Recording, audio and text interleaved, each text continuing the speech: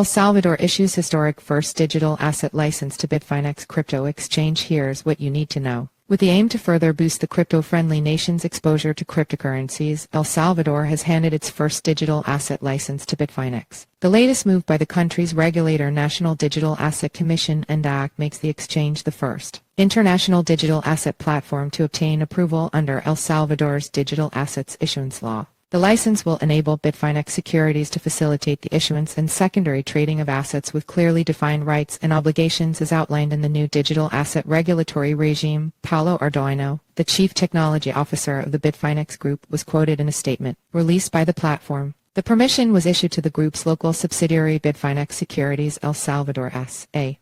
to CV. It means that a whole range of entities, from small companies to governments, can raise capital in a regulated environment and tap into a class of investors that are extremely comfortable with crypto assets and tokenized securities, which represents a market of over $1 trillion with a peak of $3 trillion, according to the exchange's CTO. The Digital Asset Issuance Law was passed by the Central American country's National Congress last January. The legislation was developed to foster increased investments in El Salvador's crypto sector, building on the nation's groundbreaking decision to adopt Bitcoin BTC as legal tender in 2021. Efforts by El Salvador's senior officials, including its crypto-enthusiastic president Nayib Bukele, are focused on using the crypto industry to fuel the country's economy and lure foreign investors. Among others, the government has established the National Bitcoin Office (ONBTC) of El Salvador, a specialized administrative unit responsible for coordinating and consulting all BTC-related projects in the nation. We see considerable demand both from issuers and investors for the products made possible under the new regulations, which include tokenized shares, yield-bearing assets, and other investment products, said Jesse Knutson, the head of operations at Bitfinex Securities.